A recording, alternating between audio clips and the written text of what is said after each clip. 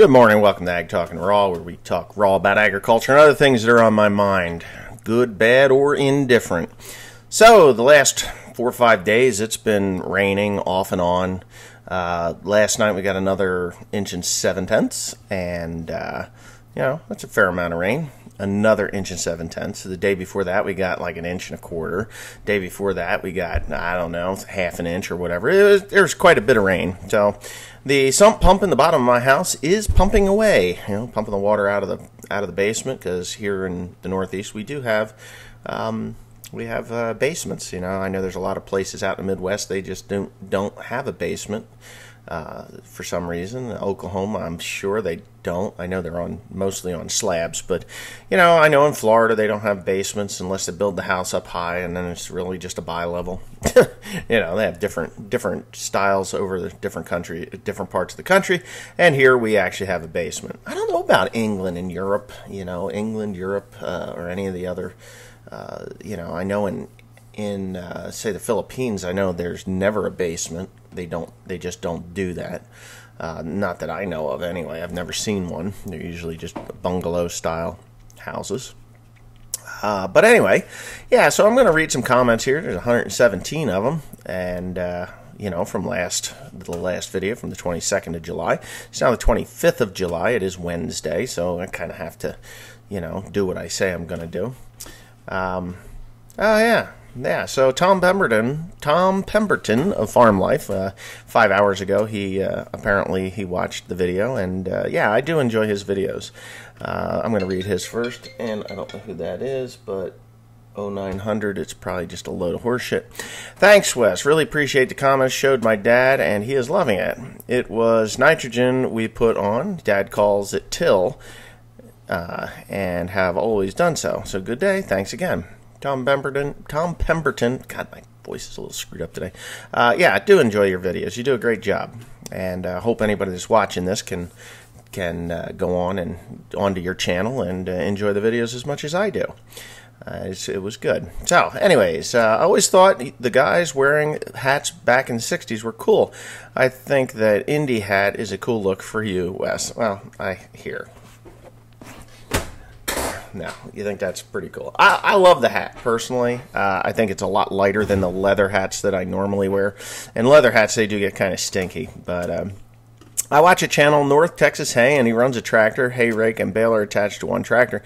It seems to work great. Looks like you have a step in the process, raking and baling at the same time. What are your thoughts? My thoughts are that I would love to do it, but if you've ever seen some of my videos on One Lonely Farmer channel, that and somebody did say that this hat makes my head look small, but the brim is too bad. Anyway, if you ever seen the videos of the roadways and where I have to pull out into the roads and the traffic that I deal with, Texas is kind of desolate compared to what New Jersey is. So I'm sure some asshole would run into me. That's my thoughts on it. And plus, if you're going to make good dry hay, you still have to have a tedder running ahead of you and all that. And, it's for mulch hay, it's not so critical, but I've thought about it over the years, but have always come back to, nah, I'm not going to do it. If I was going to do anything, it's what they have in Spain, and that's these huge roller-bar rakes that mount to the hitch on the Krone baler itself, and it runs it in. I don't think Krone produces that thing, but I've seen it in other Spanish videos. Really cool device, and that would work. I would be able to get that in, but again, small fields. I'm sure in Spain they have small fields too, but it just seemed like easier to deal with. Here's one. KL Farms, why did you use New Holland combines instead of John Deere combines? Were they cheaper? No. As a matter of fact, New Holland combines at the time that we purchased the first New Holland was actually more money than a John Deere. The John Deere combine is not as the separation and the efficiency of the combine was not as good as what the New Holland was and is still today. New Holland produces a combine that will chew through more corn, more beans, more wheat, more barley, more rye, more anything, and leave less out the back than any John Deere, even of today's standards. Even the bullet rotor, John Deere's bullet rotor is still they're still spitting grain out the back. So when John Deere gets their shit together and actually produces a combine that doesn't throw an immense amount of grain out the back of the machine, then maybe we would have bought one. But up until that point, no. The last TR, what did I have, a TR96? TR96 is what I have now. I will use it again. I am definitely going to be growing corn this coming year. 2019 is my year for growing corn. I got a deal brewing, and I'm going to probably put in 200 acres. So you can look forward to that. So, but that's just on the horizon. So New Holland combines, excellent machines. If I had my choice, and I think I've said this before, if I had my choice in combines, John Deere would be down at the bottom. New Holland first, Axle Flow, Case IH, which is now owned by CNH, Case New Holland. You know, they're same company, different designs in the same combine. Single rotor is the Axle Flow, and twin rotor is the New Holland. Then I would definitely look into the Gleaner. Unfortunately, Gleaner for us back in the day was a piece of shit. But I've heard that AGCO Gleaner is actually doing great things with their combines nowadays. And, you know, so AGCO, Gleaner, Massey Ferguson. I don't know about Massey Ferguson's. I don't know if they're much different than the Gleaner. I believe they are. Challenger, Cat Challengers, or Lexion, and or I guess they're Kloss. Cat is Kloss now. I don't know if they're making a combine anymore. And John Deere would probably be at the bottom of the list. It's unfortunate that I say that, but it is the truth. And I know there's a lot of guys that own John Deere combines that are crawling out of their chairs or watching this saying, what an asshole, he doesn't know what he's talking about. Well, I actually do. I've ran John Deere combines before I have a neighbor. He has John Deere 9600s, and I can guarantee you that my TR96 would chew through more grain and put more in the tank than his 9600. It's a smaller combine. This is another thing that maybe you don't understand about New Hollands. They're actually smaller in size than the John Deere. They're shorter. They go through mud about 10 times better than any John Deere combine will or has. And yeah, so I've been through, you know, I ran a John Deere combine before. It was my uncle's combine, and slow, real slow compared to the New Holland. I was cutting wheat with it. I never combined corn with a John Deere, but you know what? It is what it is. It's what we run. Anyway, how's the car coming along? Any update on the car? No. It's pretty much painted. I'm waiting for the upholstery kit to show up and tires, and then be pretty well ready to rock and roll with that. Hey Wes, my name is Riley. I'm a senior in college in California. I've been watching your videos since 2014. I grew up on a hay farm where we sell idiot blocks to horse people in Oregon. After college, I would like to go back to the farm, but I'm not entirely sure how to do it. I work on a large farm over summers here in California, so my skills don't get rusty. Hearing you talk about your beginnings in farming made me want to know more about how you grew your farm and what you did for equipment. If you could talk about that next time and give a young future farmer some advice, I'd really appreciate it. Also, I know you're busy in hay currently, but I always love to watch your two-cylinder videos. I'm a collector myself and grew up breaking in a 60 similar to mine. Okay, to yours or mine. Yes, what I did to get started in the hay business was basically I started in the corn and soybean, well, the soybean business. I was growing beans and wheat. And I milked cows for my family. Knew that I wasn't going to be a dairyman. I can guarantee you that I wasn't going to be a dairyman because I just saw the struggles of it. Corn and soybeans, the markets are always fluctuating. When you make a contract for hay, you pretty much have the contract for hay, and you know what you're going to get throughout that year. The only variable is the amount of hay that you produce. Your willingness to work is one that will dictate anything. Your ability to get along with people, yes, get along with people, because you do need to get along with people at the composters. They have to enjoy, you know, conversing with you, and you have to be an upstanding guy. Do what you say, and that's it. So The equipment that we had was, old. I mean, it had a 4010. You've seen the 4010. The 4320, you've seen that in videos. And the 4430, you've seen that. Those were the tractors that I had to get started with in the early 90s. It's all I had. I had a 4020 that we sold. It was broke. I rebuilt the transmission in it. The engine had been overhauled. I didn't do the engine. It was before I was capable of doing that job. Not that I couldn't have done it, I just didn't know anything about it, so we had somebody else do it. So the 4020, I put about 100,000 hours on that damn thing, and we just did it. The first piece of equipment that I bought was actually an 8300 John Deere grain drill, and from that I went and I bought the 5020, which I still have and still love and run. I just put the turbocharger on that. So buying new equipment to get started, not really the smartest choice. Buying reliable equipment is, and whether you're John Deere or International, Case, if that's what you want to run, a Kubota if you really need to, New Holland, Ford, these people. Anyway, they're all good tractors. If you find a good reliable one, you can do that. And that's what I would suggest, if you're getting into the hay business, if you've already been in the hay business and you know the hay business, Idiot Blocks is a good place to start. Dealing with the people that you're selling the hay to, you have to be upfront and on demand, upfront and on demand, like give me your money before I unload this thing because I know you're a cocksucker that's going to try and rip me off. That's the attitude you have to have, but you got to say it in a nice, sweet way, like, hey, you don't even have to lie, you just need to stretch the truth a little bit, say, hey, I really would like to get paid up front because, I got bills to pay, and if I unload this here and I don't get money for 2 weeks, I'm going to be out of business because of you, that kind of thing. Just be nice about it. Don't be a douchebag.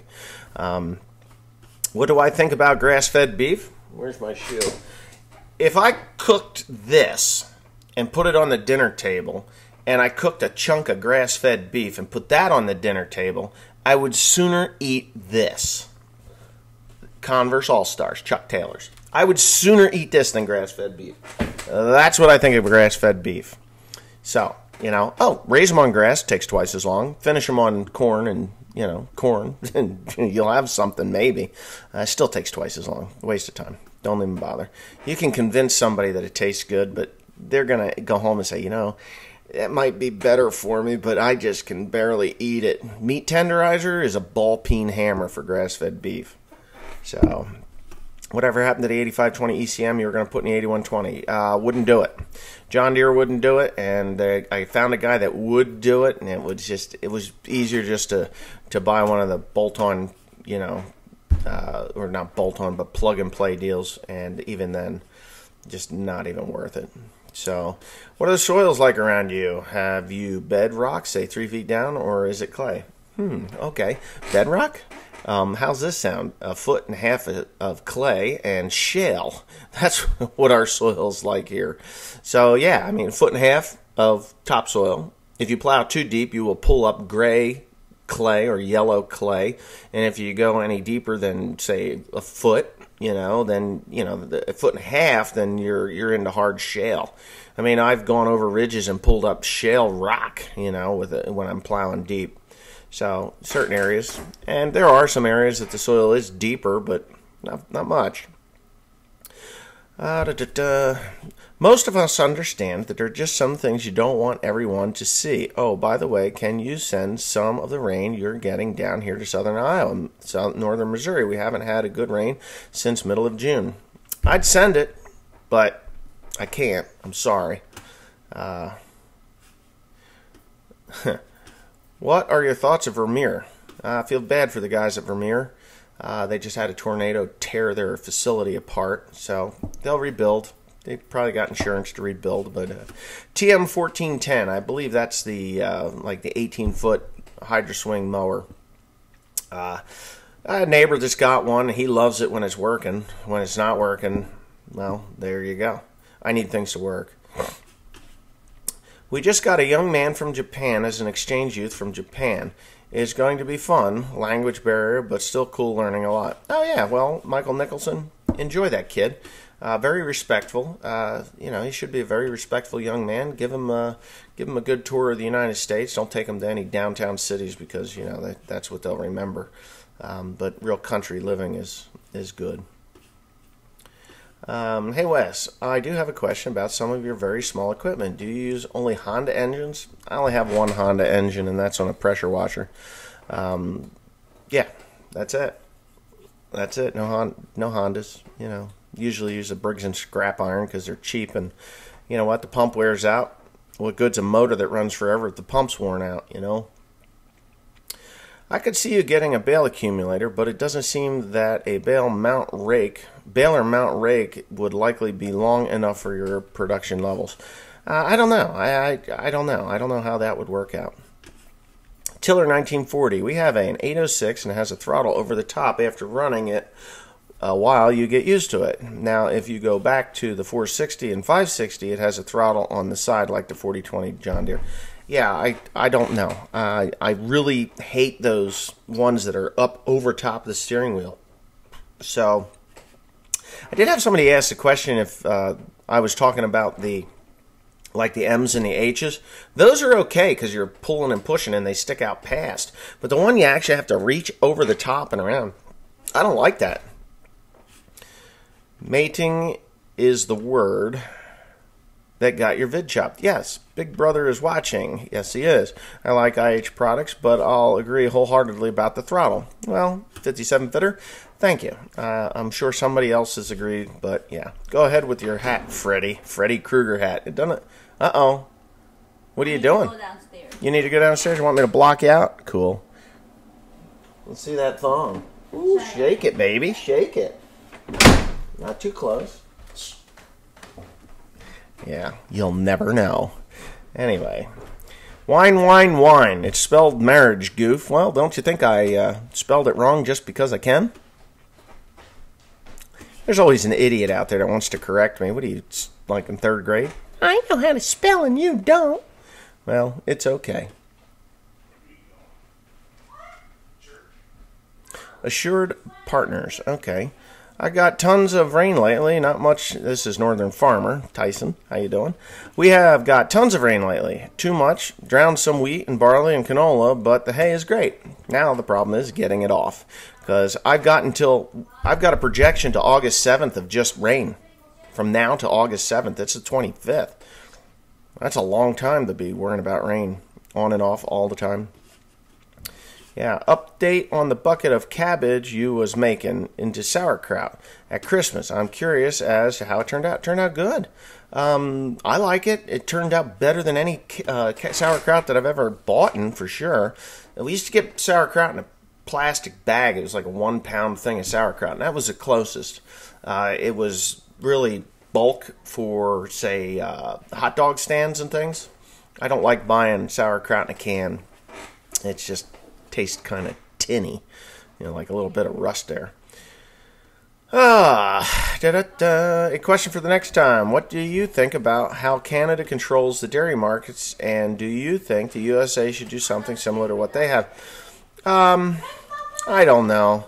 The dairy markets, I think that my personal opinion is that the dairy industry is so lacking in their advertisement, and they're putting the information about milk out there as a healthy choice for something to drink. And, is so they take our money, every paycheck, they take our money for advertising, and you watch TV and it's like, I can see 20 beer commercials and 40 soda commercials and never even see a milk commercial. It's not there. So they take our money and then they don't even advertise. What are they, wiping their ass with $100 bills or something? I mean, I don't know. So advertising, if you're bombarded, if mom and dad are bombarded by, drink Mountain Dew. You'll drink Mountain Dew. You'll go buy Mountain Dew for your kids and then wonder why in the hell they're bouncing off the goddamn walls. Or they'll buy Coca-Cola and give it to their kids because it's cheap as dirt. I mean, you can buy a 2-liter bottle of Coca-Cola for 99 cents. When it costs you $3 for a gallon of milk. The kids' teeth are rotting out of their heads. And, milk makes your bones stronger and your teeth stronger and healthier. But Coca-Cola's cheap, so we'll buy that, and boom, there it is. So the Milk Marketing Administration are a bunch of thieving crooks. As far as Canada controlling, I say there could be quotas. I mean, there could be quotas. It'd be okay. I don't mind that. I know when I was in Belgium, they were lifting the quota system, and I told the one guy that was there with us that if they lift that quota system, this man is going to regret. He was all thrilled because I'll be able to put on more cows. I'll be able to double, triple, quadruple in size. Well, he better hurry up because there's a guy down the road 5-10 miles who is saying, you know what, no quota, I can put on 15,000 cows, build a $10 million facility, and then everybody in this area is going to work for me producing grain to feed this one dairy, and you're just an employee of somebody else. You're at their mercy. So I don't know. I think a quota system wouldn't be too god-awful bad, but that goes against capitalism and everything else, you know, regulations to big dairies, mega dairies. I actually think that it should be just a little bit different, you know. I really do. I think there should be some work done, you know, but that's for another live stream, or for a live stream, or for another time. Oh, you love the hat. Well, it's a cool hat. I like it. Looks like my grandfather's hat. Well, it probably was, you know. I mean, this hat was popular back in the 1930s and 40s. It's basically a fedora, you know, or an old one. I guess the fedoras curl up in the back. I don't know. Those were from the 1950s and 60s. And, yeah, Indiana Jones, by the way, in New Jersey. Now, check out the flex rates. I bought a 10-wheel version. Yeah, I think it's the same thing as what I've got. A simple wetting is the best. Here in northern Wisconsin, it was dry, then too wet, now dry again. Very challenging for haymaking. I agree. And then Sowers Cattle Company, haha, we're lucky to start baling at 10 p.m. I'm shut down by 10 p.m. The dew sets on, and then the moisture climbs to the point where I can't, I get docked at the mushroom barn. So I'm not doing that. I mean, if you're baling past 9:30 after the sun goes down, and you're trying to make good hay, you better be putting the juice to it, because you're just going to have moldy bricks. That's all you're going to have. Oh, Christian Fancy, I hate the hat. Sorry about your luck. It's okay, because you're not wearing it. I am. Great video, S. Thanks for sharing. Have a great day. Yep. You were in Lititz, PA. Little Tits, PA. That's what you said. Lititz, Little Tits. You're very close to me. Just remember, Virginia may be for lovers, but Pennsylvania has intercourse. Yeah, and blue balls. Yeah, bird in hand, blue ball, intercourse. These are Virginville. I've been to every one of those towns, by the way, and yes, they're kind of crazy. They're kind of crazy names, but that is true. Am I really dying? Let's see. What was the response to that? Yeah. I like 57 Fitters' comment to that one. It's true. It is true, yes. What happened to the tarp dealership earlier? A story about the extra bolt in the Ford engine. Well, those are... I wanted to become a distributor for those tarps, but they wanted me to purchase them and then redistribute. And the purchase price was so close to what the hell... I wouldn't have made anything. It wasn't worth it. And the sizes that I needed, I did put some numbers out there, and guys were asking for like 10-foot wide tarps. I'm like, what do you want 10 feet wide for? What are you, crazy? You know, 35 foot, 34, 33 foot. I think they were 36 feet. 33 and 36 foot tarps, those worked really well. 33s are fine. Anything more than that, you're going to have mold issues if you're trying to keep good hay. Did you ever show pictures of the finished 4010? I didn't. I never finished it. It's still sitting there. Ran out of money. I'm surprised they're planting Group 2 beans, double crop July. If we do it here located, we use 1.4, 1.5s. Well, yeah, right. Yeah, right. Could be. Group 2s, it's all a risk no matter what. I mean, I know a guy who's planting up until the 15th of July. I wouldn't have done it, but whatever. It's fine.